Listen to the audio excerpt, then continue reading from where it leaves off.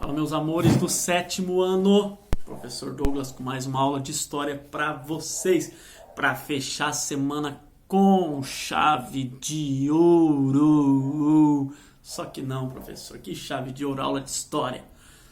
Gente, deixa eu pelo menos me iludir, achando que vocês estão gostando demais da aula. Deixa eu vir um pouco mais para cá para ficar mais centralizado aqui. Pronto, professor.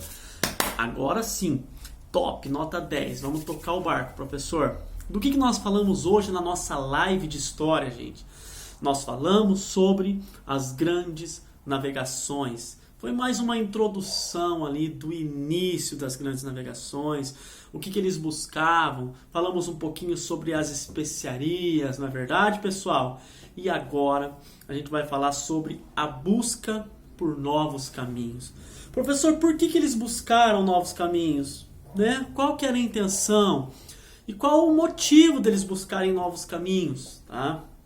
Lembrando que as grandes navegações foi esse início, né, do homem se lançar ao mar e em distâncias mais longas, saindo da costa, ali, principalmente na Europa, mar Mediterrâneo, com a África ali e Ásia. Tá? Agora eles começam a se lançar em longas distâncias, em grandes expedições, tá? Só que assim, eles precisavam buscar novas rotas para a Ásia. Por que, professor? Lembra que o professor falou do porquê que eles precisavam buscar novas rotas para a Ásia? Pelo seguinte, lembra que os genoveses, ali os italianos tomaram o canal, os turcos otomanos também, a outra passagem que tinha para buscar essas especiarias na Ásia, e como, né, crescia muito o número assim de intermediários ali buscando produtos, vendendo produtos, começou a ficar muito caro, ter que pagar pedágio para os turcos, ter que pagar pedágio para os italianos, tá? Então eles começam a buscar novas rotas para lucrar mais, tá? E novas terras também, onde eles pudessem extrair outros tipos de riqueza, tá? Se vocês quiserem me acompanhar, desculpa, está na página 181 da apostila e o texto é Buscando Novos Caminhos. É isso, Buscando Novos Caminhos. Vamos lá, galera, toca aí comigo. Presta atenção então, diante disso que eu falei agora. O grande número de intermediários aumentava muito o preço final das especiarias vindas do Oriente. Diante disso, as burguesias europeias começaram a acalentar o sonho de chegar até as Índias e comercializar sem intermediários, só lucro, sem ter ninguém ganhando com isso também. Como venezianos e genoveses da Península Itálica, árabe e turco dominavam as rotas mais conhecidas, os outros povos europeus teriam de descobrir e percorrer rotas alternativas que os levassem direto à fonte das especiarias, as Índias. Qual que era a melhor saída, professor? Oceano Atlântico. Eles foram perdendo aquele medo que nós já falamos, que imperava no imaginário das pessoas da época da Idade Moderna. Aquele medo dos monstros marinhos, aquele medo, tá, de cair a embarcação, sereias, lembra? Ó, o canto da sereia.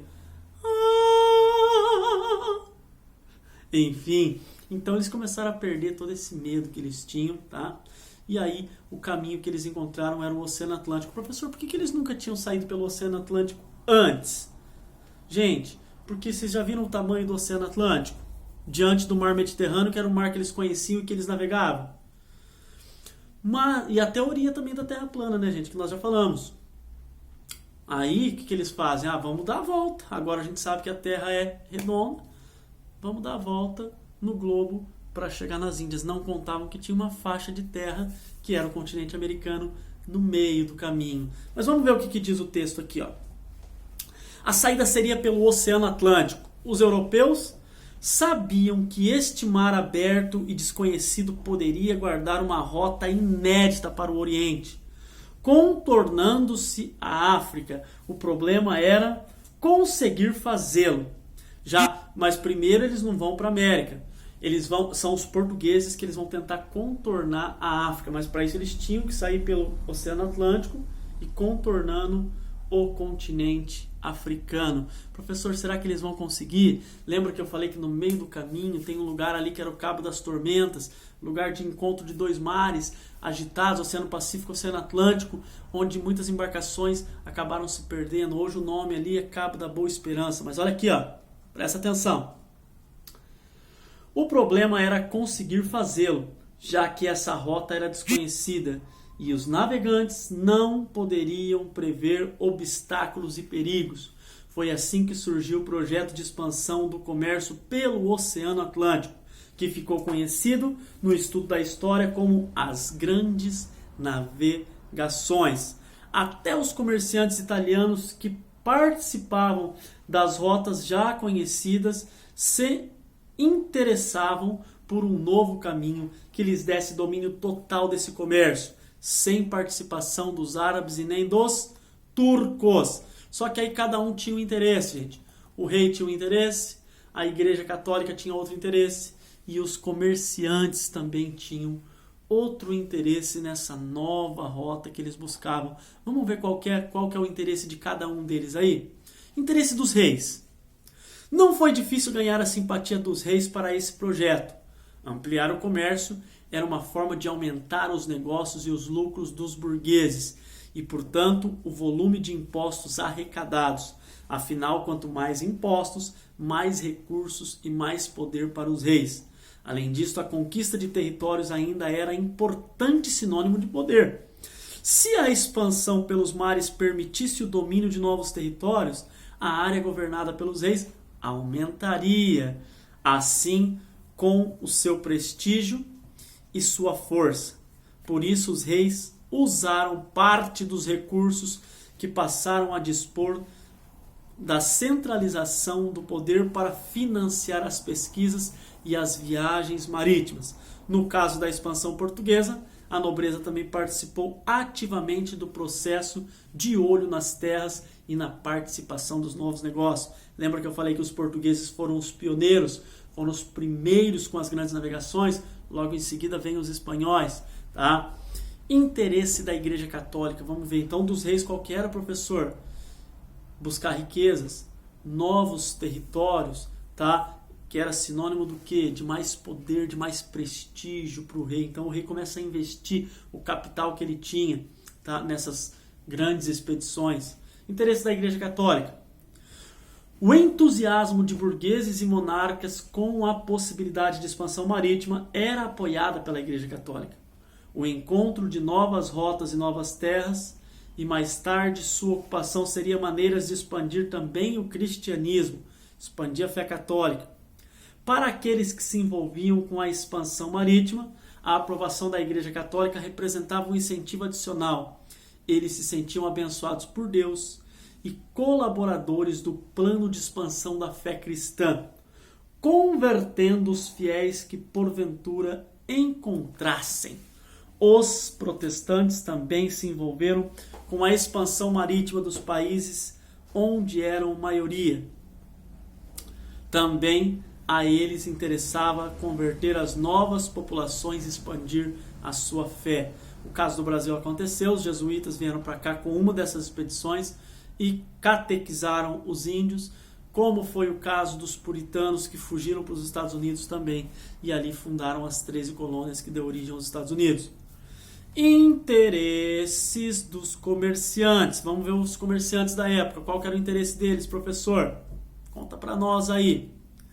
Interesse dos comerciantes. Caso chegassem direto ao Oriente, as possibilidades de negócio para os comerciantes europeus aumentaria muito, porque eles eliminariam os comerciantes intermediários e poderiam então comprar os produtos mais baratos e vendê-los a preço mais baixo. Desse modo, aumentariam seu mercado consumidor na Europa e, consequentemente, seus lucros. Cash nags, faz-me rir. Você imagina, gente? Professor, como assim intermediário? Vou dar um exemplo para vocês. Vamos supor que aqui tem uma fábrica de sapatos.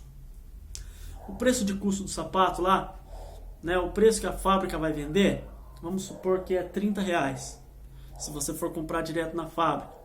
Porém, tem aqueles vendedores que vão lá e pegam por 30 e vão repassar por 50 para o consumidor. Esse é o intermediário.